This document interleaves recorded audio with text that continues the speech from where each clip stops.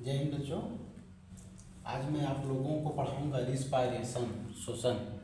इससे पहले मैं आप लोगों को पढ़ाया था फोटोसिंथेसिस। फोटोसिंथेसिस में क्या होता है, वो प्लांट ये भोजन बनाते हैं ना। अभी भोजन बनाने के बाद हमारा नेक्स्ट जो हमारा चैप्टर है वो है रिस्पायरेशन। ठीक है, तो अभी हम लोग देखेंगे कि रिस्पायरेशन क्या होता है और उसके क्या क्या प्रोसेस हैं, कौन कौन से स्टेप हैं, हम एक एक करके सारे पढ़ेंगे। ठीक है, तो रिस्पायरेशन में क्या होता है, जो हमारे शरीर में भोजन होता है उस भोजन से हम क्या करते हैं, ऊर्जा प्राप्त करते हैं। क्या करते हैं, ऊर्जा। ऊर्जा कैसे प्राप्त हम लोग करते हैं, जैसे हम ऑक्सीजन लेंगे, ऑक्सीजन हमारे लंग्स में जाएगी, लंग्स से ब्लड में जाएगी और ब्लड से माइटोकॉन्ड्रिया में, फिर वहाँ पर रिस्पायरेशन होगा जिसके फलस्वरूप ऊर्जा निकलेगी। ठीक है, तो अपना मेन देखें तो रिस्पायरेशन के दो पार्ट होंगे।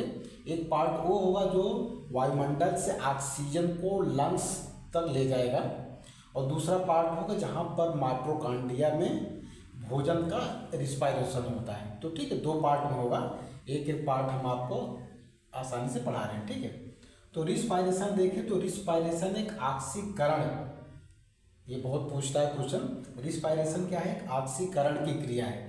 ऑक्सीकरण माने किसी चीज का टूटना, या तो उसको कैटाबोलिक कहते हैं।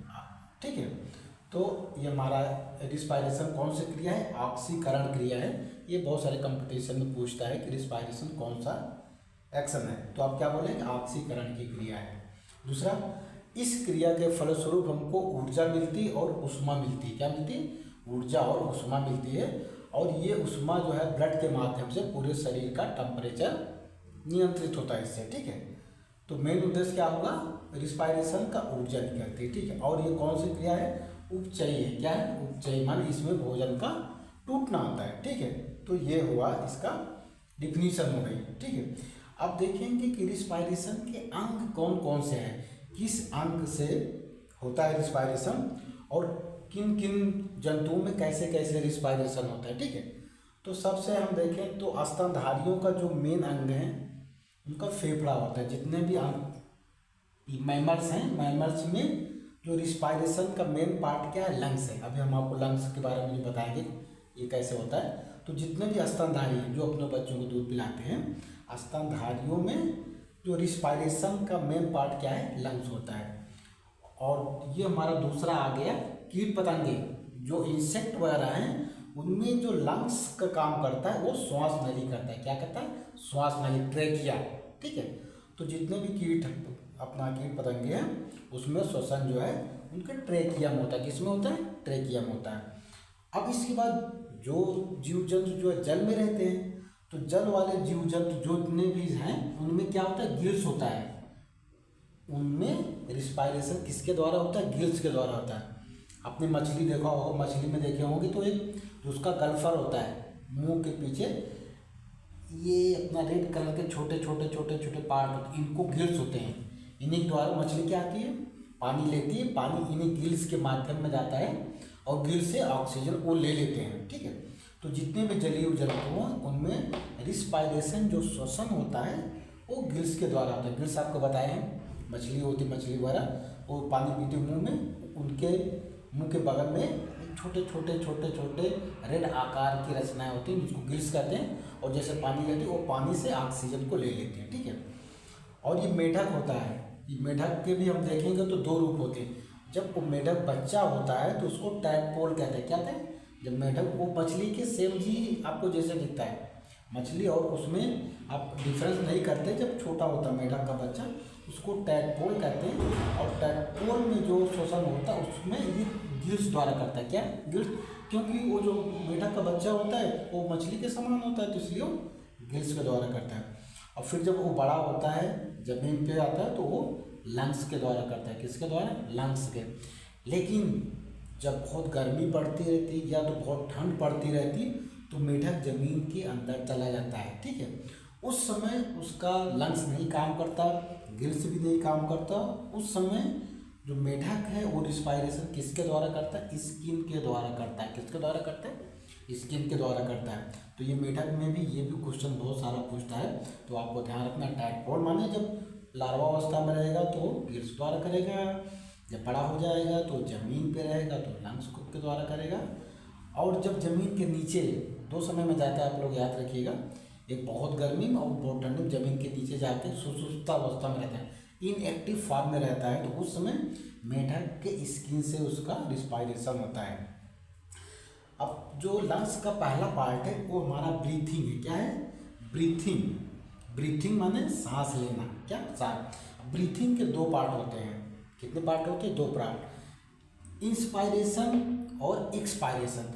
इंस्पायरेशन माने हवा को अंदर लेना, जो हमारे बाहर की हवा है उसको हम क्या करेंगे? अंदर लेंगे, उसको कहेंगे इंस्पायरेशन, माने हवा को अंदर लेना। ठीक है। दूसरा पार्ट है एक्सपायरेशन। एक्स नाम से ही है कि बाहर निकालना। जब हम हवा को बाहर निकालते हैं तो उसको हम क्या बोलते हैं? एक्सपायरेशन, माने हवा को बाहर निकालना। तो ब्रीदिंग में दो स्टेप होते हैं, एक होता है इंस्पायरेशन और दूसरा होता है एक्सपायरेशन। इंस्पायरेशन मीन्स हवा को अंदर लेना और एक्सपायरेशन मीन्स हवा को बाहर निकालना। अब जो हम हवा लेते हैं अंदर, उसका कंपोजिशन देखिए क्या क्या है हवा में। हम जो हवा लेते हैं उस हवा में हम देखते हैं कि क्या क्या है। हवा मीन्स जो हम लेने वाली हवा का सेम वही कंपोजिशन होगा जो बाहर की हवा है। तो जो बाहर की हवा देखते हैं, जो हम अंदर लेते हैं, जब इंस्पायरेशन करते हैं तो उसमें नाइट्रोजन 78% होता है, ऑक्सीजन 21% होता है और कार्बन डाइऑक्साइड 0.03% होता है। सेम ये कंपोजिशन आपका एटमॉस्फेयर का कंपोजिशन है जो हम हवा लेते हैं। ठीक है। तो इंस्पायरेशन का जो हम हवा लेते हैं उस हवा में क्या होता है? नाइट्रोजन 78% होता है, ऑक्सीजन 21% होता है और कार्बन डाइऑक्साइड 0.03% होता है। लेकिन एक्सपायरेशन, जब हम हवा को बाहर निकालते हैं, ऐसा नहीं कि हर समय तो अंदर ही रहेगा, हवा में हम अंदर लेंगे, इंस्पायरेशन लेंगे, इंस्पायरेशन में ये इतनी गैसें हमारे शरीर में लंग्स में चली गई। अब जो एक्सपायरेशन करेंगे, एक्सपायरेशन में क्या होता है? देखिए, नाइट्रोजन तो सेम रहेगी क्योंकि नाइट्रोजन का हमारे शरीर में कोई यूज नहीं है, नाइट्रोजन तो सेम उतना ही निकल जाएगी 78%, लेकिन ऑक्सीजन 17% ही निकलेगी। कितने निकली? 17, और यहाँ कितना है? 21 है। तो ये 4% हमारे लंग्स द्वारा ये ब्लड में चली जाती है, ये याद रखिए, बहुत पूछता है। और कार्बन डाइऑक्साइड 4% बाहर निकलती है। कितना निकलती है? 4%। जब हम एक्सपायरेशन करते हैं तो कार्बन डाइऑक्साइड कितना निकलती है? 4%। इसका मतलब जो हमारे शरीर में कार्बन डाइऑक्साइड बनी थी वो लंग्स में आई, लंग्स से वो बाहर निकल जाती है। तो ये दोनों का कंपोजिशन हुआ। ये हम हवा जो है इंस्पायरेशन करते हैं और ये जो कंपोजिशन है ये आपका हो गया एक्सपायरेशन है। ये दोनों याद रखिए। ठीक है। अब इसके बाद हम पढ़ाएंगे कि श्वसन के अंग कौन कौन सा है। ठीक है, इसको नोट कर लीजिए, फिर मैं आपको श्वसन के अंग पढ़ाएंगे। ठीक है। हाँ, अब देखिए, अब हम इसके आगे पढ़ेंगे श्वास मार्ग। श्वास मार्ग माने हवा जिस रास्ते से होके जाती है हम उसको श्वास मार्ग कहते हैं। ठीक है। आपको ब्रीथिंग बता दिया था, ब्रीथिंग में इंस्पायरेशन एक्सपायरेशन, हवा अंदर कौन सी जाती है, कौन सी हवा अंदर। अब वो हवा जाने का कौन कौन सा रास्ता है, कौन कौन सा मार्ग है। सबसे पहले है नासा छिद्र। क्या है? नासा छिद्र, जो हम लोगों का ये है, ये सबसे बड़ा वाला पार्ट जो है इसको नासा जो है छिद्र बोलते हैं। और इसमें हेयर होते हैं। क्या होते हैं? हेयर होते हैं, जो बाहर की डस्ट को जब जाती है तो उसको इसमें चिपका लेते हैं, माने बाहर की डस्ट जो है वो अंदर नहीं आ पाती। उसके बाद नासा छिद्र के बाद जो नासा कपाट, ये वाला आपका पार्ट क्या हो गया? नासा कपाट हो गया। उसके बाद जो नासा कपाट होता है, नासा कपाट में म्यूकस मेम्ब्रेन टाइप म्यूकस होता है, जो कि अगर नासा छिद्र से भी कुछ क्रॉस कर जाता है तो उसको वो अपने अंदर चिपका लेती है। ठीक है, माने डस्ट वगैरह जो रहती है अगर नासा छिद्र से पार हो गई, इस हेयर से भी क्रॉस कर गई, तो वहाँ पर नासा कपाट में म्यूकस टाइप होता है, चिपचिपा पदार्थ होता है जो कि उसको फिल्टर करता है, मतलब चिपका लेता है। ठीक है। अब इसके बाद आ गया हमारा जो है ये ग्रसनी आती है। ठीक है। इसके बाद जो हमारा यहाँ पर ये ग्रसनी आती है, और जो ग्रसनी के बगल में ही लैरिंक्स स्वर तंत्र होता है जिससे हमारा साउंड उत्पन्न होता है। उसको हम किसी दूसरे चैप्टर में आपको ये बताएंगे। सो आपको हो गया लैरिंक्स हो गया, ये ग्रसनी आया, ग्रसनी के बाद क्या हुआ? लैरिंक्स। लैरिंक्स के बाद जो है श्वास नली आती है। ठीक है, ये जो श्वास नली हो गई, ये हमारा श्वास नली हो गई। ठीक है, ये श्वास नली होती है, इसमें हवा आती है। श्वास नली में एक विशेषता होती है किसमें, सी टाइप के कार्टिलेज का एक रिंग बना होता है, ठीक है। ये एक रिंग टाइप कार्टिलेज का बना होता है। इस कार्टिलेज का फायदा ये होता है जब हवा नहीं होता तो ये कार्टिलेज इस नली को चिपकने नहीं देता है। अगर ये कार्टिलेज नहीं होगा तो ये हवा नहीं लेंगे तो ये चिपक जाएगा। तो एक कार्टिलेज पाया जाता है, इसको जो है इस कार्टिलेज की वजह से ये ट्रैकिया जो है चिपकने नहीं पाती, ठीक है। तो इस तो और ये हमारा जो कार्टिलेज सी शेप्ड का जो है कार्टिलेज पाया जाता है, ठीक है। तो आपका ये ट्रैकिया हुई, ट्रैकिया में ये जो है कार्टिलेज पाया गया। अब इसके ये ट्रैकिया जब लंग्स में जाती है तो जब जहाँ से ये डिवाइड होती है तो उसको हम बोलेंगे, ये जो पार्ट है ये, ठीक, इसको बोलेंगे ब्रोंकाई। इसके बाद क्या होगा, ये ब्रोंकाई, ये ग्रास नली दो भागों में डिवाइड होती, क्योंकि हमारे पास लंग्स दो होते हैं तो दो भागों में ये ग्रॉस नली ट्रैकिया डिवाइड होके इसको क्या बोलते हैं, ये ब्रोंकाई। देखो एक ब्रोंकाई इधर से हो गया, ये वाला ब्रोंकाई आ गई, और एक ब्रोंकाई इधर से आ गई, ठीक है। अब ये ब्रोंकाई भी लंग्स में जाके कई पार्ट में डिवाइड होती है जिसको ब्रोंकियोल्स बोलते हैं। देखिए ये ब्रोंकाई हो गई, ठीक है। अब ये ब्रोंकाई में भी एक छोटे छोटे ये नली होती है जिसको ब्रोंकियोल्स बोलते हैं। क्या बोलते हैं, ब्रोंकियोल्स बोलते हैं। अब ये ब्रोंकियोल्स जो है लास्ट में जाके एल्बोलाई में खुलते हैं। कहाँ खुलते हैं, एल्बोलाई होती है। एल्बोलाई माने वायु कोष्ठक किसको बोलते हैं, माने ये जिसे अंगूर का गुच्छा नहीं देखा है, अंगूर के गुच्छे के समान ये देखिए जैसे छोटे छोटे ऐसे इसको बोलते हैं, इसको हम बोलते हैं एल्बोलाई, हिंदी में वायु कोष्ठक बोलते हैं। और सारी हवा हम जो लोग लेते हैं इन्हीं में आकर के भरती है, ठीक है। इन्हीं में सारी हवा आकर के भरती है।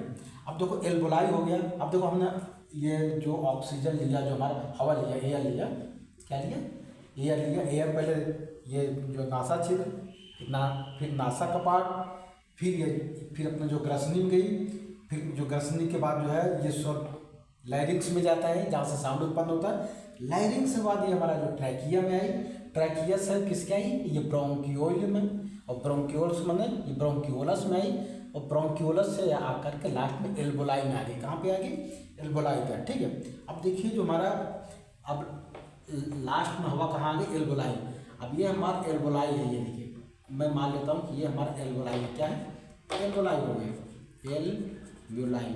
और एल्बोलाई से ही हमारा जो ब्लड कैपिलरीज सटी हुई रहती, क्या रहती, ब्लड कैपिलरीज। इसी से सटी हुई क्या हुई, ये हमारा ब्लड कैपिलरीज हो गई। क्या हो गई, ये हो गई ये ब्लड कैपिलरीज, कैपिलरीज हो गई। और ये एल्बोलाई की दीवार हो गई लंग्स में।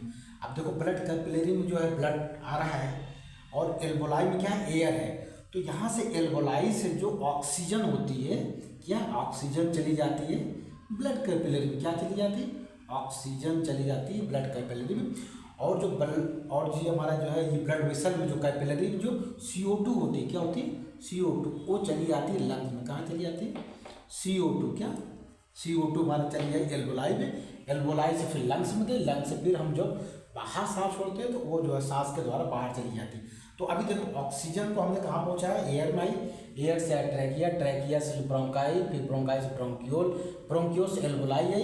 एल्बोलाई के साथ में ही ब्लड कैपिलरीज का बहुत जो है जाल बिछा होता है। उस जाल में क्या होता है कि जब ये दोनों संपर्क में आते हैं तो ऑक्सीजन एल्बोलाई से कहाँ चली जाती है, ब्लड कैपिलरी में चली जाती है। और जो ब्लड कैपिलरी में जो कार्बन डाइऑक्साइड होती है जो हमारे शरीर से बनी होती है, वो कहाँ चली जाती है, एल्बोलाई में आती है। और एल्बोलाई में जैसी आती है हम लोग जब सांस निकालते हैं वो बाहर चली जाती है। और इन और एक्सपायरेशन में सबसे बड़ी भूमिका जो है डायाफ्राम की होती है। किसकी होती है, ये डायाफ्राम होती है, ठीक है। ये हमारा डायाफ्राम, हम इसे हवा को ऐसे नहीं अपना निकाल सकते जब तक हमारा डायाफ्राम जो काम नहीं करेगा। ये डायाफ्राम क्या होता है, जब हमको हवा लेना होता है तो ये नीचे झुक जाता है, तो हवा आ गई इधर अंदर फेफड़े में आ गई। जब हवा को बाहर निकालना तो डायाफ्राम ऊपर ये चला जाता है। ये डायाफ्राम कहाँ गया, ऊपर चला गया, तो ये हो गया एक्सपायरेशन। क्या हो गया, एक्सपायरेशन। और जब डायाफ्राम जो नीचे आएगा तो लंग्स फैलेगा, तो बाहर की हवा अंदर आएगी तो उसको इंस्पायरेशन हो गया। क्या हो गया, इंस्पायरेशन। ये बहुत होता है, ये डायाफ्राम वगैरह जो है, ये डायाफ्राम ही ब्रीथिंग का मेन पार्ट होता है। कभी कभी क्या होता है, अचानक एक्सीडेंट हो गया, क्या हो गया, एक्सीडेंट हो जाता है, ये डायाफ्राम में टूट गया, क्या हो गया, ये टूट गया, और मैक्सिमम 80% लोग जब एक्सीडेंट होता है उनको चोट कहीं नहीं लगती, सिर्फ ये डायाफ्राम टूटने की वजह से क्या होगा, ब्रीथिंग नहीं होगी, और ब्रीथिंग नहीं होगी तो मर जाते हैं। ठीक है, तो ये डायाफ्राम की वजह से, और डायाफ्राम ही 90% जो है इंस्पायरेशन में काम करता है। जब ये डायाफ्राम टूट जाएगा तो ना हम इंस्पायरेशन कर पाएंगे ना एक्सपायरेशन कर पाएंगे, एक्सीडेंट में अपना ये होता है। एक दूसरा भी केस और है, आप लोग ध्यान रखिएगा। जब लेडीज जो है ये प्रेग्नेंट होती, क्या होती है, जब लेडीज जो है प्रेग्नेंट होती तो उनका ये हमारा जो है पेट का मैक्सिमम भाग जो है ये बॉडी जो है ये बच्चे ऑक्यूपाई कर लेते हैं, मतलब बच्चे के माध्यम से पेट भर जाता है। तो ये डायाफ्राम क्या होता है, काम करना बहुत कम कर देता है। उस कंडीशन में लेडीज का जो रिब्स होता है, क्या होता है, रिब्स, RIBS, रिब्स जो पसलियाँ होती हैं वो उनको ब्रीदिंग में हेल्प करती हैं। क्या करती है, ब्रीदिंग में हेल्प करती है। जब लेडीज जो है प्रेग्नेंट होती है तो उसको इंस्पायरेशन और इंस्पायरेशन में ब्रीदिंग में कौन हेल्प करता है, रिब्स करती है। तब डायाफ्राम का रोल बहुत कम हो जाता है, लगभग 20%, 80% आपका रिब्स ये काम करता है जब लेडीज जो प्रेग्नेंट। अगर उस कंडीशन में लेडीज का रिब्स टूट गया तो उसके माध्यम से भी उसकी डेथ हो सकती है। तो अभी हम लोगों ने कहाँ पहुँचाया, देखो ऑक्सीजन को हमने कहाँ पहुँचा दिया, ये ब्लड कैपिलरीज में। अब ये ब्लड कैपिलरीज से ऑक्सीजन कहाँ चली जाएगी, माइटोकॉन्ड्रियम, कहाँ जाएगी, माइटोकॉन्ड्रियम, और माइटोकॉन्ड्रियम में ही आपका होगा कोशिकीय रिस्पायरेशन, सेलुलर आपको रिस्पायरेशन होगा। ठीक है, अब हम लोग अपना रिस्पायरेशन से ही एक जो मिलता जुलता है एक पढ़ेंगे, हिचकी। हमको हिचकी क्यों आती है, जब हम खाना खाते हैं या खाना खाने के दौरान हिचकी आती है हमको। तो हिचकी का मेन रीज़न है जब हम भोजन करते हैं, भोजन करने के बाद जो हमारा ये फूड होता है, फूड नीचे आकर के यहाँ पर हमारा आता है। ठीक है, श्वास नली में आता है। श्वास नली के पास में ही एक पार्ट होता है एपीग्लोटिस। क्या होता है, एपीग्लोटिस होता है, जहाँ से भोजन, दो पार्ट होते हैं जो अपना जो है एक लंग्स में जाता है और दूसरा जो है फूड हमारा जो है आंत में जाता है, यानी कि स्टमक में जाता है।